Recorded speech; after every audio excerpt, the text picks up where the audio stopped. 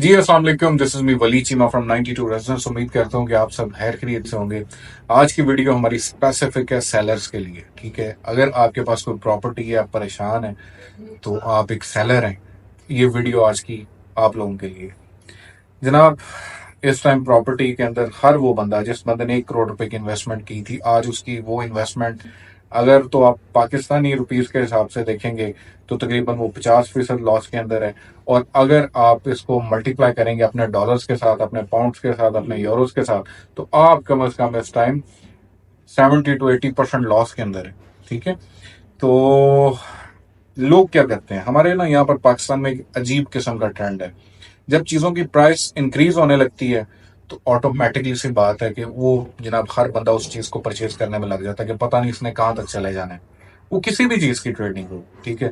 आप देख लें कि डॉलर्स की हम लोगों ने एम एक हाइप क्रिएट कर दी कि डॉलर जनाब 500 तक जाना है, हर बंदा डॉलर्स के पीछे लग गया।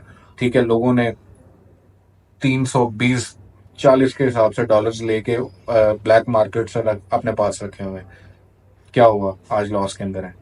इसी तरीके से सोलर का काम स्टार्ट हुआ। जब प्लेट्स महंगी होती हैं तो लोग उस चीज की तरफ चले जाते हैं, और जब चीज नीचे की तरफ आ रही होती है कोई परचेजर ही नहीं आपको मिलता।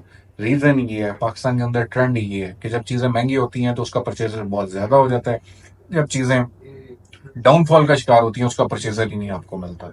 तो आप लोगों ने क्या करना है, आप लोग अगर इस सिचुएशन में पैनिक हो गए, ठीक है, आप अपना लॉस करेंगे। ठीक है, आप पहले ही अपना बहुत लॉस कर चुके हैं अभी तक। ठीक है, आप अभी भी 50-60% अपनी इन्वेस्टमेंट के लॉस में चल रहे हैं। उस चीज को आपने कवर अप करने के लिए आपको सबसे पहले पेशेंस चाहिए, ठीक है, सब्र चाहिए। इस टाइम 90% सेलर ऐसा है जो अपनी प्रॉपर्टी को सेल कर रहे हैं सिर्फ इस बेस पे कि जनाब मैंने अपने बच्चे को बाहर बेचना है या मैं खुद मूव करना चाह रहा हूँ बाहर। इसके अलावा उसके पास तीसरी ऑप्शन ही नहीं है, तीसरा जवाब ही नहीं है। यहाँ को मतलब करता भी है सेल तो कहता है कि मैंने बच्चे की शादी करनी है, जो भी। ठीक है, ये रीजन हैं सेलर के पास। हम लोग हमेशा जब भी कोई सेलर आता है उसका इंटरव्यू करते हैं कि यार उसको इमरजेंसी खुदा न खास्ता किस तरह की है। तो ज्यादातर 90% सेलर जो है वो सिर्फ ये सोच रहा है कि जनाब मैंने बाहर पाकिस्तान से निकलना है, मुझे पैसा चाहिए। ठीक है, ये रियल स्टेट की मार्केट डाउन होने की बहुत बड़ी वजह ये भी है। ठीक है, रियल स्टेट की मार्केट डाउन होने से और भी बहुत ज्यादा नुकसान हुए हैं। गाड़ियों का काम था, हमेशा रियल्टर्स आपको मिलेंगे जनाब, प्राडो में, लैंड क्रूजर्स में और बाकी गाड़ियों में। तो उसकी वजह से जब रियल्टर नहीं कमा रहा है, प्रॉपर्टी वाले नहीं कमा रहे, तो इस वजह से गाड़ियों का भी नुकसान हो रहा है।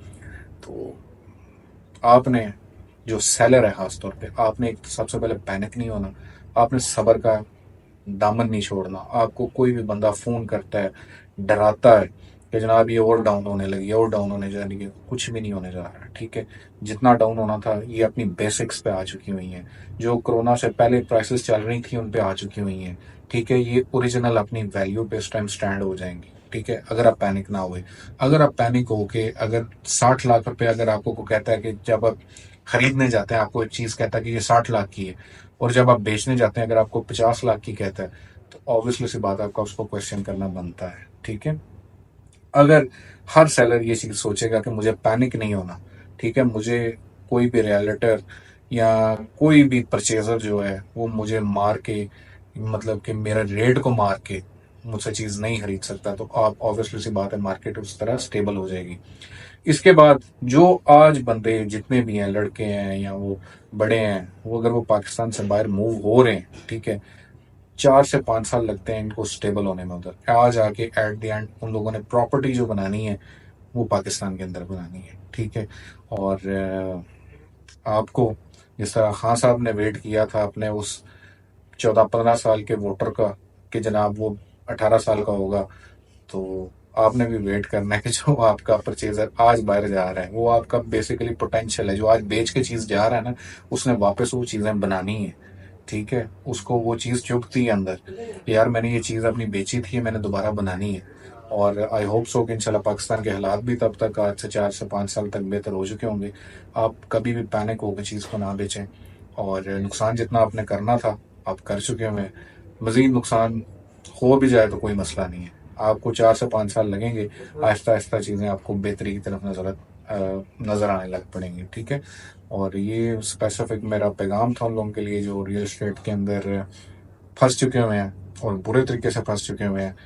तो मैं दुआ भी करूंगा कि अल्लाह ताला आपकी परेशानियों को जनाब हल करे, और ये टाइम ना आए कि आपको मजबूरतन वो चीज़ नुकसान के अंदर सेल आउट करनी पड़े। ठीक है, आपको इसके पैरेलल कोई हल अगर मिल सकता है, आपको चीज़ों का पैसे अरेंज हो सकते हैं, वहाँ से करें। रियल स्टेट को बेच के अरेंज ना करें, क्योंकि आप इसको, अगर आपने अब रिकवर करना है इस चीज़ को, रियल स्टेट को अगर आपने रिकवर करना है, तो एवरेजली तौर पर अगर देखा जाए तो 10 साल में हमेशा रियल स्टेट डबल होती है। ठीक है, हर 10 साल बाद उस चीज़ में तकरीबन 100% का इजाफा हो जाता है। करोड़ की चीज़ 2 करोड़ की हो जाती है। ठीक है, आपका जो लॉस है, 10 साल नहीं कह रहा, 5 साल कह रहा हूँ, 5 साल में आप अपना लॉस रिकवर करेंगे, और अगर उसमें से मजीद अगर आप 5 साल ऐड करेंगे तो आपको उसमें से प्रॉफिट भी होगा इंशाल्लाह। Thank you so much. अल्लाह हाफिज़।